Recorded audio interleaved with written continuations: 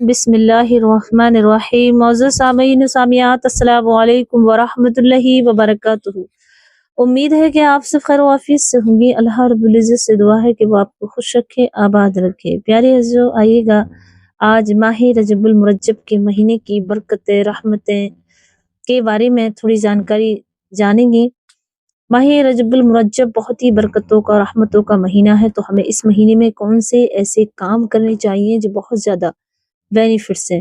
تو 3 کام آپ کو کرنے ہیں ماہ رجب المرجب میں کون کون سے ایسے گناہ ہیں جو ہمیں بچنا چاہیے، کیونکہ یہ ماہ مبارک اللہ تبارک و تعالیٰ کی طرف لوٹنے کا مہینہ ہے۔ جیسے کہتے ہیں نا، آپ کہیں سفر میں گئے یا واپس کب آؤ گے، اس طرح جیسے کہ ہم اللہ تبارک و تعالیٰ کی طرف کو لوٹنے کا مہینہ ہے۔ یہ بڑی حرمت والا مہینہ ہے، اور قرآن مجید میں بھی اس کا ذکر فرمایا اللہ رب العزت ماہ رجب المرجب کا ذکر فرماتا ہے، حرمت والا بیان کرتا ہے۔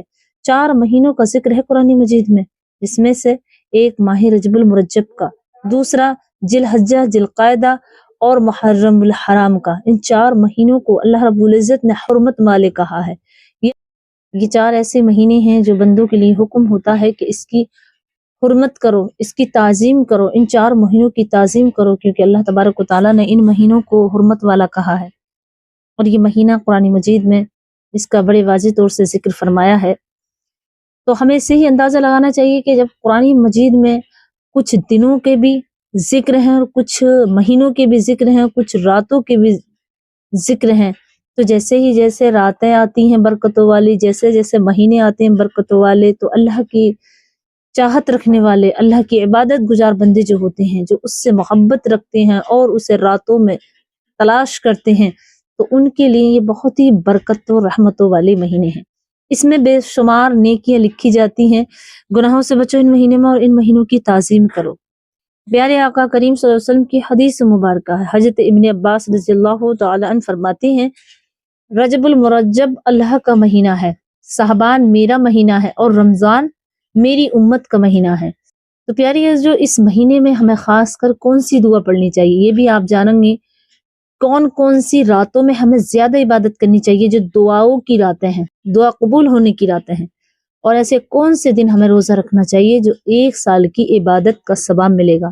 آئیے گا حدیث پاک سے جانتے ہیں، جیسے کہ امام بحقی رحمۃ اللہ علیہ فرماتے ہیں اپنی کتاب میں، اور شہب الایمان کے اندر بھی یہ حدیث پاک موجود ہے۔ اللہ کے رسول صلی اللہ علیہ وسلم جب چاند دیکھتے، رجب المرجب کا چاند نظر آتا، تو آپ یہ دعا پڑھتے، اور اپنے صحابہ کو بھی اس دعا کی تاکید کیا کرتے کہ آپ یہ دعا پڑھا کرو۔ پیاری جو میں آپ کو پڑھ کر بتا رہی ہوں، آپ بھی ضرور میرے ساتھ پڑھیے گا۔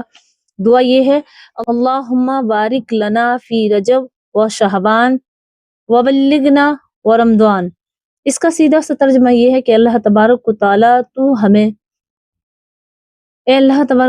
ہمیں سلامتی کے ساتھ رجب سے، شعبان سے رمضان تک پہنچا دے۔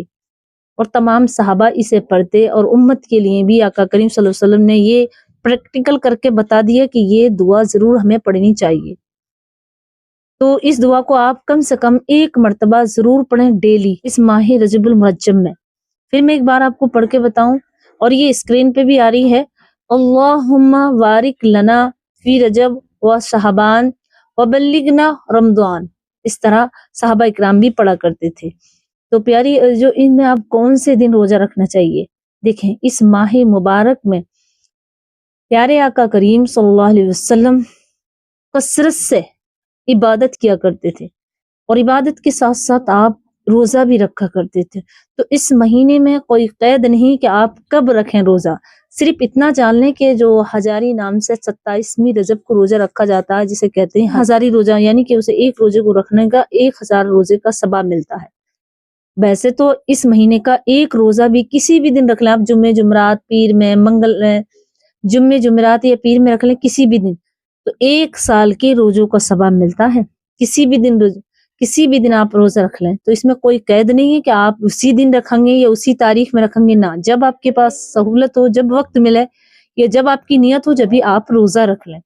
ہاں، اس میں روزہ رکھنا بہت زیادہ کثرت سے اعلیٰ ثواب ہے اس مہینے رجب میں۔ اب اسی طرح نفلی عبادت کرنے میں، تو پیارے آقا کریم صلی اللہ علیہ وسلم اس مہینے میں زیادہ سے زیادہ کثرت سے نماز نفل پڑھا کرتے۔ تو ہمیں نفل نماز زیادہ نہ ہو تو کم سے کم 5 ٹائم کی نمازوں کی پابندی کریں، گناہوں سے بچیں۔ اور اگر زیادہ میری بہنیں میرے بھائی کچھ ایسے ہیں جو نمازوں کو پابندی سے پڑھتے ہیں 5 ٹائم کی، اور اس کے بعد وہ جمعہ 5 ٹائم کی نمازوں کو پابندی سے پڑھتے ہیں، تو ان کے لیے ہے کہ وہ تہجد کی نماز بھی ایڈ کر لیں۔ تہجد کی نماز، اوابل کی نماز کثرت سے پڑھنا شروع کر دیں۔ تو اس طرح ہم یہ نفلی عبادت اپنی بڑھا دیں تھوڑا سا، اور گناہوں سے بچتے رہیں، جیسے سوشل میڈیا پہ زیادہ مووی، فلمیں وغیرہ، ڈرامے وغیرہ نہ دیکھیں۔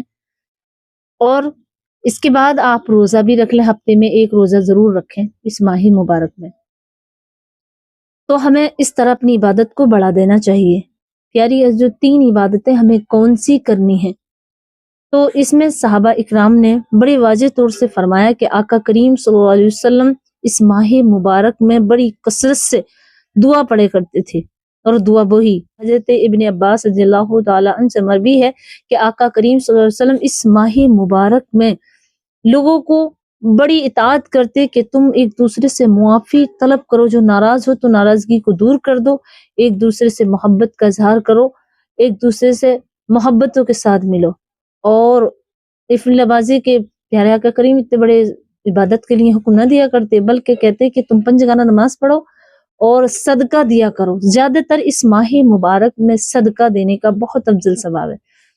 تو پیاری عزیزو، اب آئیے گا وہ کون سے 3 ایسے کام ہیں جو ہمیں اس مہینے میں کرنی ہیں، اور 3 ایسے کون سے گناہ ہیں جو ہمیں بچنا چاہیے۔ پہلا کام ہمیں کرنا ہے کہ تمام گناہوں سے توبہ کرنی ہے، جو پچھلے ہمارے گزر چکے ہیں ان سے گناہوں سے توبہ کرنی چاہیے۔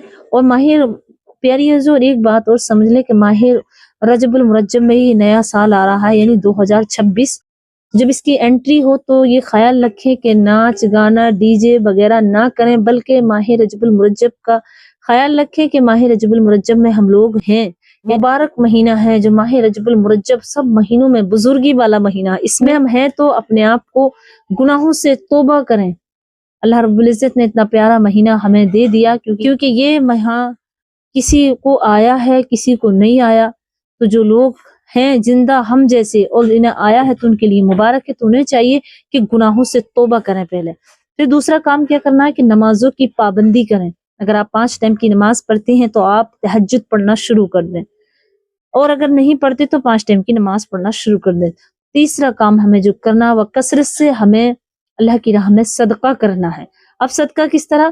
اگر آپ کے پاس زیادہ پیسہ تو اپنے پیسوں میں سے گن کر پیسے نکالیں، اگر آپ کے پاس اناج ہے یا آپ کھانا تو کھاتے ہیں نا، تو کھانا دوسروں کو کھلائیں، مہمان نوازی کریں، یہ کام آپ ضرور کریں۔ یہ 3 کام آپ نے کیے تو آپ کے گھر دولت آپ کے گھر میں آنا شروع ہو جائے گی، اور پورا سال و سال انشاءاللہ۔ اور انشاءاللہ یہ تینوں مہینے آپ کے لیے بڑی برکتوں والے ہیں، رجب، شعبان، رمضان، 3 مہینوں تک ہمیں یہ دعائیں کرتے رہنا چاہیے۔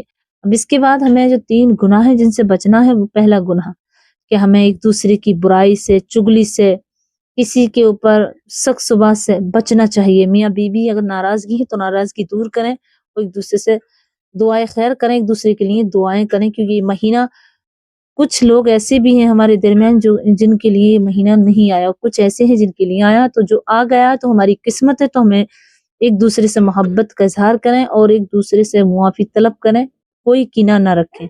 دوسرا کام ہمیں کرنا کیا ہے کہ ہمیں گناہوں سے بچنا ہے، وہ گناہ جو ہم اپنے جسم سے کرتے ہیں، اپنی آنکھوں سے کرتے ہیں، یعنی ایسے گناہ جو ہم خود ہی جانتے ہیں، جیسے کہ ہم سوشل میڈیا پہ گناہ کر رہے ہیں، گندے گندے مناظر دیکھ رہے ہیں، ان سے بچیں، بالکل بائیکاٹ کر دیں اپنی زندگی سے، ایسے گناہوں سے بچ جائیں۔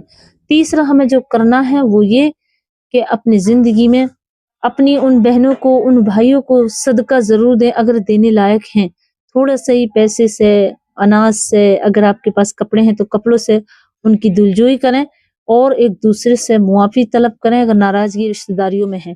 یہ جو باتیں میں نے آپ کو بتائی نہیں، پیارے آقا کریم صلی اللہ علیہ وسلم کی باتیں ہیں، ان باتوں پہ عمل کرنے سے رزق بڑھتا ہے، رزق میں بڑھوتری ہوتی ہے، رزق ڈبل ہو جاتا ہے۔ امید کرتی ہوں کہ آپ یہ باتیں سمجھ گئے ہوں گے، تو مجھے اپنی دعا میں یاد رکھیں اور میرے لیے بھی دعا کرتے رہیں۔ اللہ تبارک و تعالی ہم سب کو اس پر عمل کرنے کی توفیق عطا فرمائے، آمین۔ السلام علیکم ورحمۃ اللہ وبرکاتہ۔